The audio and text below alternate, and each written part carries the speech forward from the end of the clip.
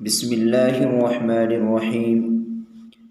الحمد لله الحمد لله نحمده ونستعينه ونستغفره ونؤمن به ونتوكل عليه ونعوذ بالله من شرور أنفسنا ومن سيئات أعمالنا.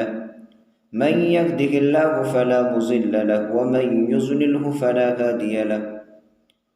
ونشهد أن لا إله إلا الله وحده لا شريك له. ونشهد أن سيدنا وسندنا ونبينا ومولانا محمدا عبده ورسوله.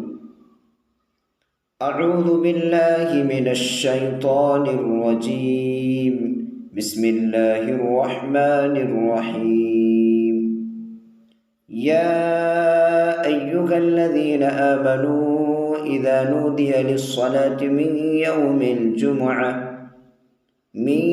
الجمعة فاسعوا إلى ذكر الله وذروا البيع ذلكم خير لكم إن كنتم تعلمون. صدق الله العلي العظيم. اللہ تبارک و تعالیٰ نے اس دنیا کو 6 دن میں مکمل فرمایا ہے. خلق الارض فی یومین، 2 دن میں زمین کو بنایا، پھر آسمان کی طرف متوجہ ہوئے اور مکمل 6 دن کے اندر آسمان و زمین تیار ہو گئی. فی 6 ایام. تاریخ میں آتا ہے کہ دنیا بنانے کی ابتدا اتوار کے دن سے ہوئی اور اس کا اختتام جمعے کے دن ہوا. بیچ میں ہفتے کا دن، چھٹی کا دن خالی. اللہ تبارک و تعالی نے یہودیوں سے کہا کہ تم اپنے لیے عبادت کا دن منتخب کرو، تو انہوں نے ہفتے کے دن کا انتخاب کیا کہ یہ فراغت کا دن ہے، ہم اس میں عبادت کیا کریں گے. تو انہوں نے اپنے لیے ہفتے کا دن متعین کر لیا. اللہ رب العزت نے نصارہ سے کہا کہ تم اپنے لیے عبادت کا دن منتخب کرو.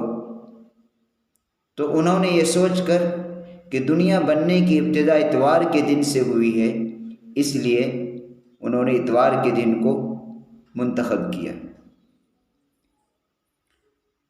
چنانچہ وہ لوگ بڑے اہتمام سے ابتدائی دن کو یعنی برتھ ڈے مناتے ہیں، جو آج ہمارے کچھ مسلمان گھرانے بھی ہیں. یہ دراصل نصارہ سے چلا آ رہا ہے کہ وہ ابتدا کو جشن کے طور پر مناتے ہیں. ہم مسلمانوں کو اللہ تبارک و تعالی نے اپنے نبی صلی اللہ علیہ وسلم کے توسط سے جمعے کا دن عطا فرمایا. اللہ تبارک و تعالی کی بنائی بھی ہر چیز قابل احترام اور مصلحت سے خالی نہیں، لیکن کچھ چیزوں کو کسی پر فوقیت اور فضیلت عطا فرمائی ہے. وہ قادر مطلق ہے، وہ جس کو چاہے فضیلت عطا فرما دے. کسی کی کیا مجال ہے اس کی کاریگری میں، اس کی صنعت میں کوئی اشکال کرے. اللہ تبارک و تعالی نے کم و بیش 1.25 لاکھ انبیاء کرام کو مبعوث فرمایا، لیکن ان میں 4 بڑے مقرب اور بڑے اولو العزم پیغمبر. تو تمام انبیاء کرام مقرب ہوتے ہیں، لیکن 4 سیدنا ابراہیم علیہ السلام کو خلیل اللہ کہا گیا، سیدنا موسیٰ علیہ السلام کو کلیم اللہ کہا گیا، سیدنا عیسیٰ علیہ السلام کو روح اللہ کہا گیا، اور ہمارے نبی جناب محمد رسول اللہ صلی اللہ علیہ وسلم کی ذات گرامی کو محمد رسول اللہ کہا گیا. اللہ تبارک و تعالیٰ کے فرشتے انگنت ہے، اس کی صحیح تعداد اللہ کو معلوم ہے. ایک نور سے پیدا کی ہوئی مخلوق ہے، لیکن اس کی صحیح تعداد اللہ ہی کو معلوم ہے. دنیا میں کسی کو اس کا علم نہیں، لیکن ان میں 4 مقرب فرشتے، جبریل علیہ السلام، اسرافیل علیہ السلام، میکائیل علیہ السلام، اسرائیل علیہ السلام، چاروں کے کام الگ الگ ہیں۔ وقت نہیں ہے تفصیل میں جانے کی، آپ شاید کو آپ کے علم میں بھی ہوگی یہ بات۔ سوالات صحابہ کرام، لیکن ان میں 4 کو جو مقام ملا وہ دیگر صحابہ کرام کو حاصل نہیں۔ پھر ان 4 خلفۂ راشدین میں سیدنا ابو بکر صدیق رضی اللہ عنہ کا مقام سب سے افضل،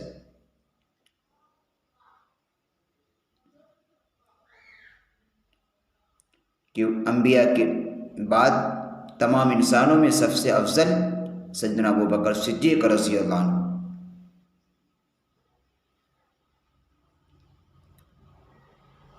اللہ تبارک و تعالیٰ نے دن بنائے، رات بھی اللہ کی بنائی ہوئی، دین بھی اللہ کے بنائے ہوئے ہیں۔ یہ 4 راتیں بھی بڑی مقرب ہیں، شب قدر کی رات، شب برات کی رات، عید الاضحیٰ اور عید الفطر کی رات۔ پھر ان میں شب قدر کی رات سب سے افضل۔ اس طرح 4 دن بھی بڑے مقرب ہیں، عرفہ کا دن، عید الفطر کا دن، عید الاضحیٰ کا دن اور پھر جمعے کا دن۔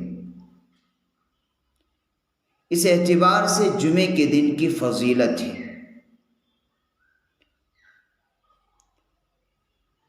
اور اس کی مختصر تاریخ یہ ہے کہ جس دن اللہ تبارک و تعالیٰ نے آدم علیہ السلام کا پتلا بنایا تو وہ جمعے کا دن تھا۔ جس دن اللہ تبارک و تعالیٰ نے آدم علیہ السلام کے پتلے میں روح پھونکی وہ بھی جمعے کا دن تھا۔ جس دن فرشتوں نے آدم علیہ السلام کو سجدہ کیا وہ بھی جمعے کا دن تھا۔ جس دن وہ جنت سے نکال کر دنیا میں بھیجے گئے یہ بھی جمعے کا دن تھا۔ جس روز حضرت نوح علیہ السلام کی کشتی جودی پہاڑ پر جا کر ٹھہری وہ بھی جمعے کا دن تھا۔ حضرت یوسف علیہ السلام جس دن کنویں سے نکالے گئے وہ بھی جمعے کا دن تھا۔ اور سیدنا ابراہیم علیہ السلام جس دن آگ سے باہر آئے وہ بھی جمعے کا دن تھا۔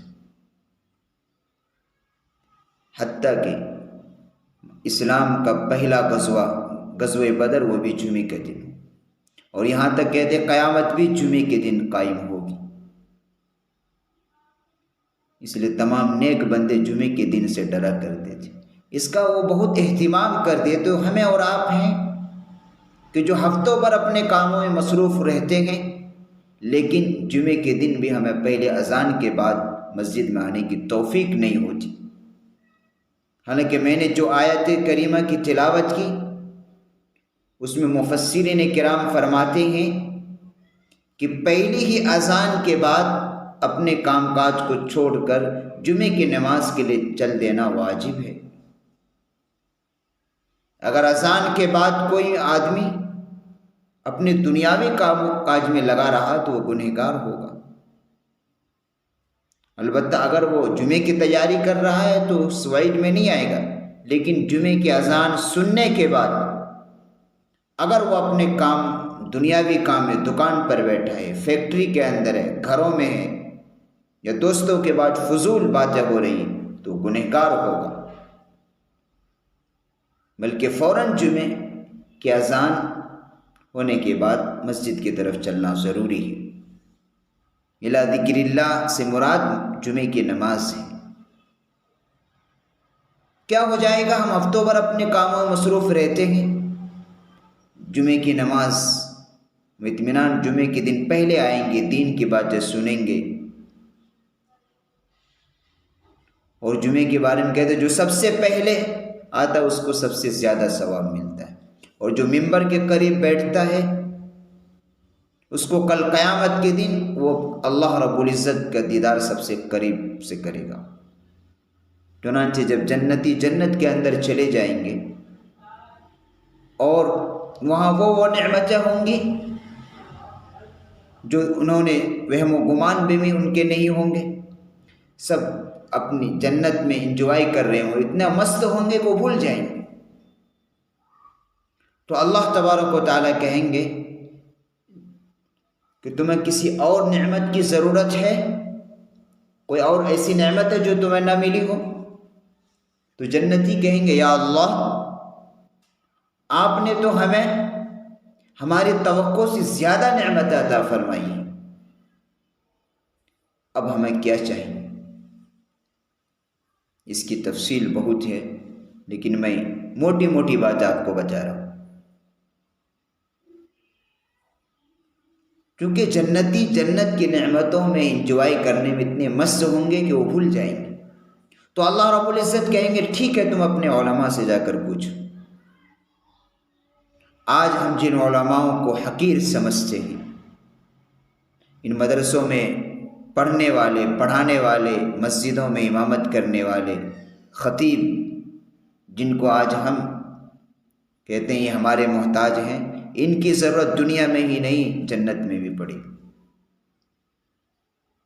چنانچہ لوگ جائیں گے جن کے پیچھے وہ دنیا میں جمعے کی نماز پڑھا کرتے تھے، وہ تمام لوگ اپنے اماموں کے پاس جائیں گے، ان سے پوچھیں گے وہ کون سی نعمتیں ہیں جو ہم ابھی نہیں ملی.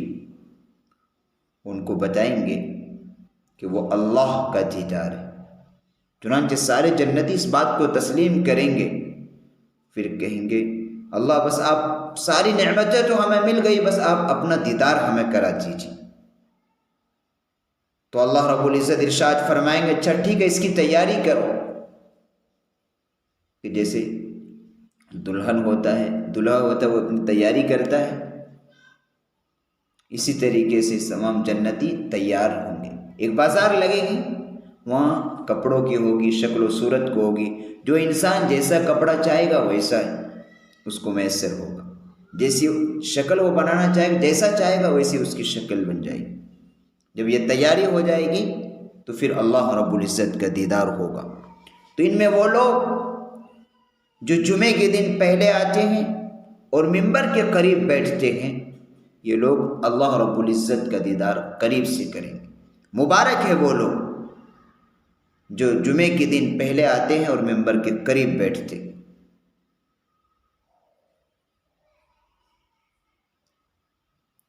تو ہم جمعے کے دن کا اہتمام کریں کہ جمعے کے دن کے متعلق آتا ہی روایت کے اندر کہ اس میں ایک ایسی گھڑی ہے جو قبولیت کا وقت ہے. اگرچہ علماء کرام نے اس کو 3 اقوال بیان کیے ہیں. ایک سحر کا وقت، ایک عربی جب خطبہ ہوتا ہے اس دوران، اور تیسرا قول ہے عصر سے مغرب کے درمیان کا وقت. یہ جمعے کے دن خاص قبولیت کا وقت ہے. ہمیں کیا ہو جائے گا اگر ہم ان وقتوں کا اہتمام کر کے اللہ تبارک و تعالیٰ سے اپنے گناہوں کی معافی مانگیں گے تو ہمارے لیے کتنا خیر و برکت کا ذریعہ ہوگا. خدا کے واسطے ہم جمعے کے دن کی حفاظت کریں، احترام کریں، سنتوں کو ہم ادا کرتے ہوئے فرائض کے ساتھ ساتھ سنت موقدہ نوافل کا بھی اہتمام کریں. اس دن کثرت کے ساتھ درود پاک پڑھیں.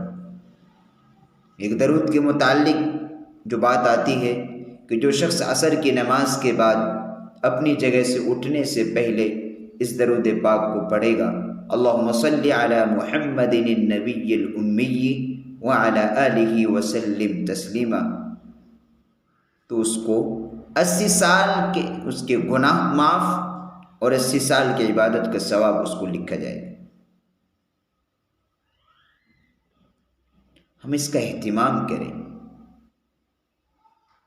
اللہ رب العزت مجھے بھی توفیق عطا فرمائیں اور آپ تمام حضرات کو بھی. وآخر دعوانا ان الحمد للہ رب العالمین.